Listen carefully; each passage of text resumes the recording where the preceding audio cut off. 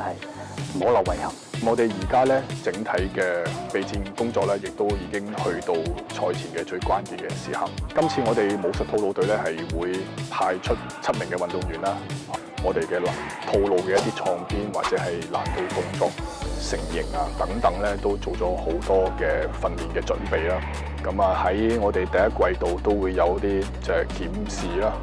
我哋再做一啲調整之後咧，喺今次嘅世界盃比賽上邊咧，都悉數係即係能夠發揮到出嚟。但係當然啦，即係成績係滿意嘅，但係我哋同時間都睇到我哋有一啲項目或者係我哋有啲嘅技術咧，而家距離一啲亞洲其他嘅選手咧，都仲有唔係距離，大家仲有一個可以競爭嘅空間即係講我哋冇十足嘅把握話一定係贏緊人哋。嚟緊咧，我哋咧亦都會咧去內地咧進行一啲封閉式嘅集訓，長達係40日，都會去雲南昆明啦。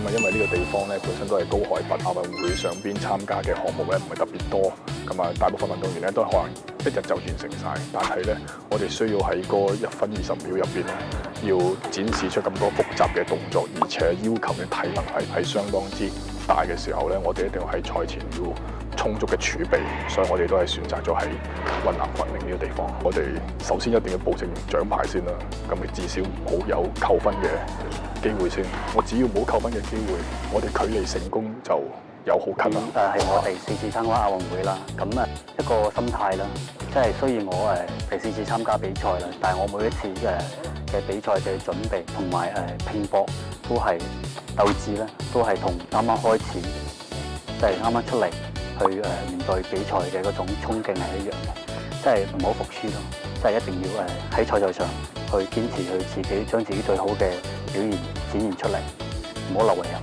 自己非常之高興啦，因為其實係第一次參加亞運會。依家我哋啱啱賽完一個比賽翻嚟，總結翻自己係上場有啲乜嘢嘅不足咁。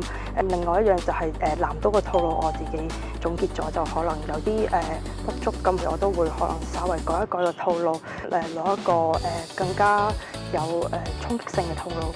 自己最希望就係賽場嗰度，首先要2套全穩。咁我哋先會有呢個機會去爭呢個三甲，就可以有衝擊到獎牌嘅呢個機會啦。今次係我第2次參加亞運啦，喺世界盃呢面金牌咁，絕對係一支強心針。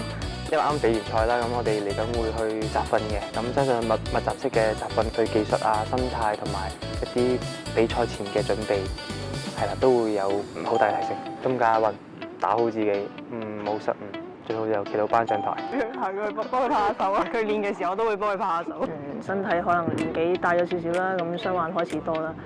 傷就冇乜嘅，但係可能一啲舊患啊，即係可能一練翻嗰度又會有啲炎症啊。目標都係希望能夠衝擊下頭3啦。今次希望可以拍住大師姐一齊企上頒獎台咯。澳門隊亞運加油！我係澳門運動員。